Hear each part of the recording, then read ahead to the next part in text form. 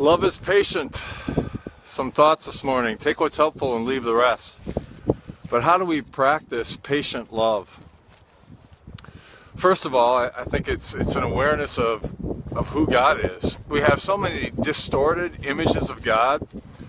It's often been said that we make God in our own image, and if we're awfully impatient with others or with ourselves, then we make God into this impatient God as well.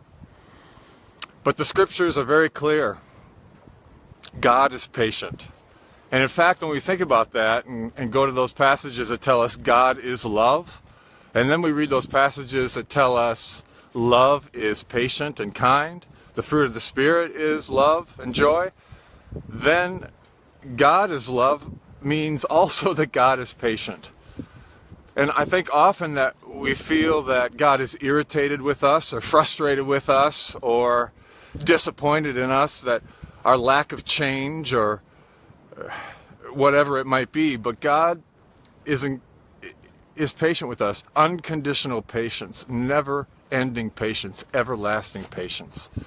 So in order to practice patience, I think it's important we understand who God really is, And then practicing patience with others. It's hard, isn't it? Or maybe we make it harder than it needs to be.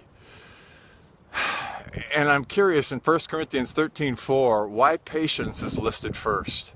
Couldn't it be love is gentle, love is tender, something like that? But love is patient.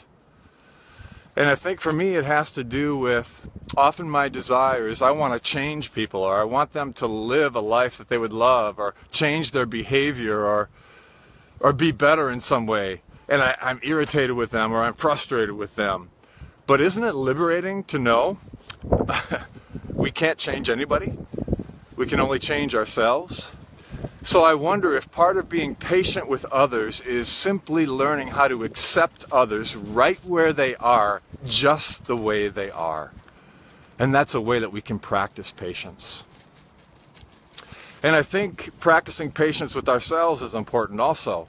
Can we accept ourselves right where we are, just the way we are as well? Being patient with ourselves. We're to love God, we're to love others, and also ourselves. Well, how do we do that? Maybe being patient with ourselves, So a couple of ways to apply this today that I've been thinking about. One is soaking in the love of God. It has to do with contemplation and it has to do with action. And the first is soaking in this patient love of God. Whatever your practice is, just for a few moments each day to soak in God's love, to know it, to believe it, to beloved it, to feel it, and know that God is loving you patiently. A second way to apply this way of life and love is to look for it. Seek and you shall find. Look for patience and we'll find more of it. And if we can see it out there in the world and in other people, it must mean that it's within us in some ways as well. So look for it, be aware of it. And I think that's important. We make it too hard.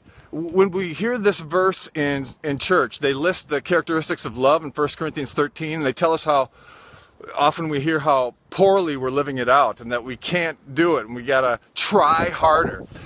Maybe it's not as hard as we make it. Maybe patience and love is already within us. If God is love, if love is patient, if love is one of the fruit of the Spirit, and if God's Spirit lives within us, patience is already within us. Love is already within us. You are already what you are seeking for love.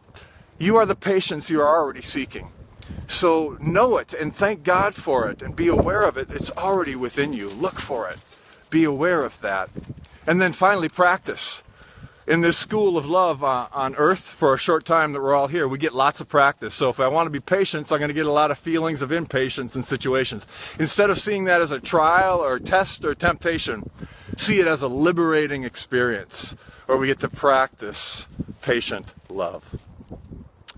So, some simple thoughts for you this morning, and I'd love to hear how you're doing on this journey of practicing patient love. Shoot me a line, let me know. I'll also share another story with you I found and heard this week that I think you'll appreciate about amazing patience. So until next time, may you live all the days of your life.